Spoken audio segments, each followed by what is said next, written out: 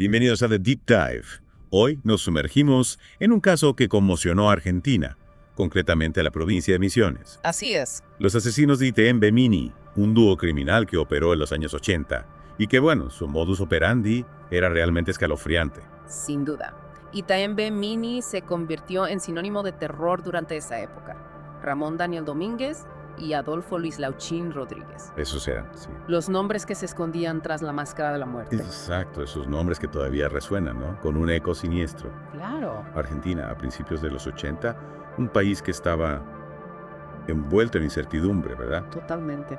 En ese contexto aparecen estos dos individuos que se hacían pasar por gendarmes para aprovecharse de esa atmósfera de inquietud y atraer a sus víctimas. Imagínate la escena. Una pareja conduciendo por una carretera solitaria. Sí, De pronto las luces azules y rojas de un coche patrulla. claro. Alivio al creer que son las autoridades, pero la realidad es que se trata de una trampa mortal. Una trampa mortal, un plan macabro y, por desgracia, efectivo, ¿no? Completamente efectivo. Usaban esa autoridad que representaba el uniforme para infundir confianza. Por supuesto.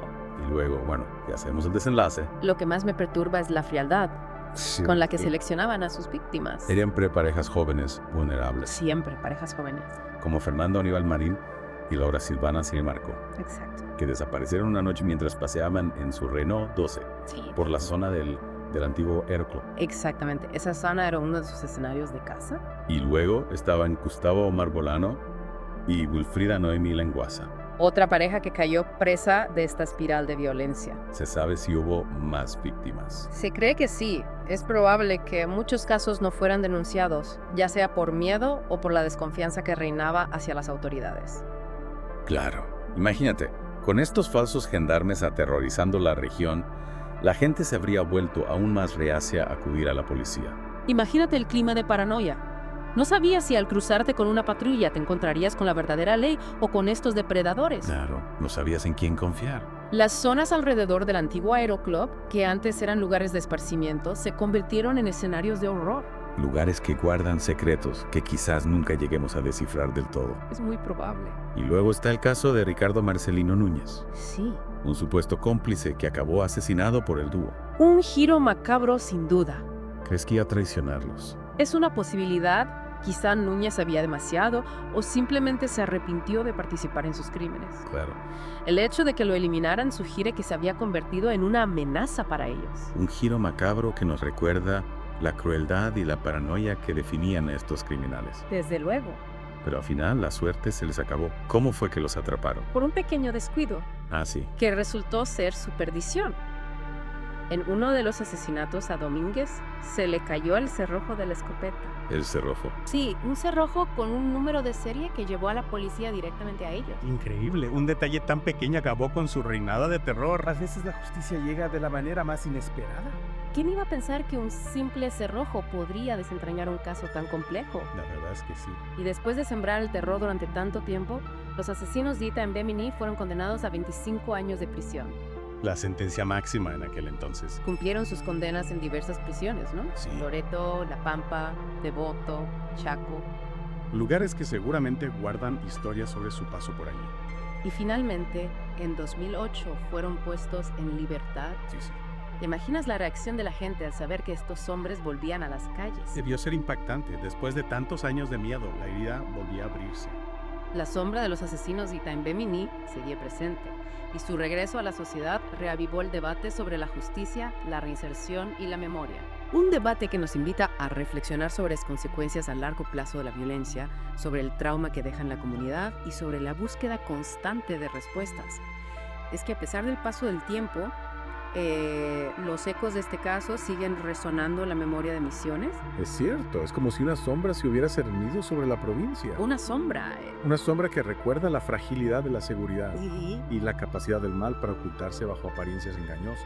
exactamente. Los asesinos de Itaim Bemini no solo arrebataron vidas, Robaron la tranquilidad de toda una comunidad. también robaron la tranquilidad. Imagínate vivir con el temor constante de que tú o tus seres queridos pudieran ser las próximas víctimas. Imagínate. Un miedo que se palpa en cada detalle del caso, ¿verdad? Pienso en Laura y Fernando, Sí, aquella joven pareja que salió a dar una vuelta en su Renault 12 sí. y nunca regresó. Sus cuerpos hallados cerca del arroyo Itaim Bemini. cerca del arroyo. Mostraban la brutalidad del ataque. Un recordatorio escalofriante de que la violencia puede irrumpir en nuestras vidas de la manera más inesperada. La historia de Gustavo y Wilfrida Otra pareja víctima del dúo. también nos conmueve profundamente. Es cierto, y más allá del horror de los crímenes en sí, Lo que realmente impacta es el clima de miedo que se apoderó de Misiones. totalmente. La gente temía salir de noche, desconfiaba de cualquiera que llevara uniforme. Es comprensible. Imagínate la paranoia, la sensación de vulnerabilidad, la incertidumbre de no saber en quién confiar. Ese miedo se convirtió en parte del día a día. Las calles antes llenas de vida se vaciaron al caer la noche. La sombra de los asesinos de Ita-Mbemini. Se extendía por cada rincón de la provincia. Un recordatorio de que la maldad no siempre se presenta de forma evidente. A veces se camufla en la No. autoridad, En lo que debería brindarnos seguridad. en lo que debería brindarnos seguridad. Y esa es una de las claves para comprender este caso. Argentina en los 80 atravesaba un periodo turbulento. Marcado por la dictadura militar. Marcado por la dictadura, la desconfianza en las instituciones era generalizada. Y el miedo a la represión se respiraban en el aire. Un contexto que sin duda favoreció la impunidad de Domínguez y Rodríguez. Claro. La gente ya desconfiaba de la autoridad.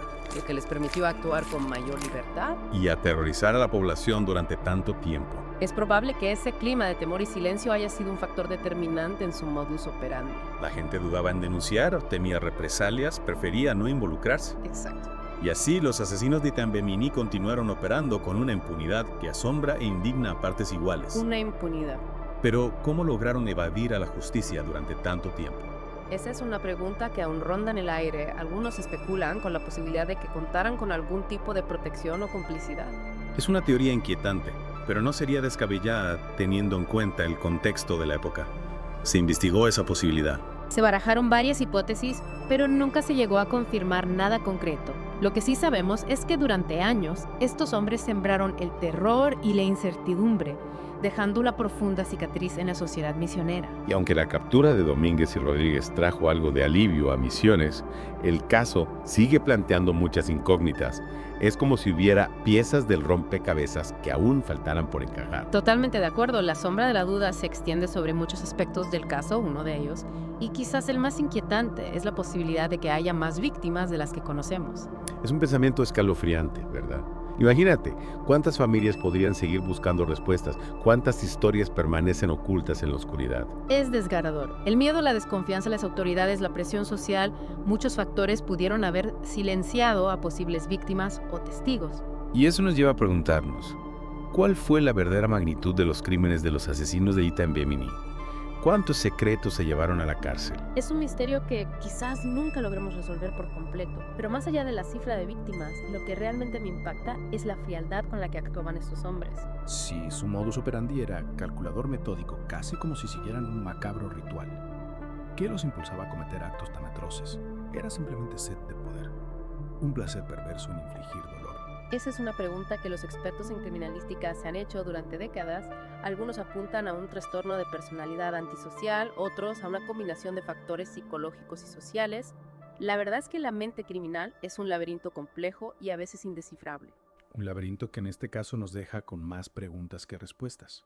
¿Crees que algún día se sabrá toda la verdad sobre los asesinos de Ita-Mbemini? Es difícil saberlo del tiempo, a veces desentierra secretos que parecían perdidos. Para siempre, quizás algún día aparezcan nuevas pruebas, testimonios que arrojen luz sobre los aspectos más oscuros del caso. Mientras tanto, nos queda la responsabilidad de recordar a las víctimas, de honrar su memoria y de seguir buscando respuestas y sobre todo de aprender de este caso para que la historia no se repita. Exacto, los asesinos de Ita-Mbemini son un recordatorio de que la maldad puede esconderse en los lugares más inesperados y que la lucha por la justicia es un camino que debemos recorrer sin descanso. Gracias por acompañarnos en este viaje a través de la oscuridad, un viaje que nos ha llevado a las profundidades de un caso que conmocionó a Argentina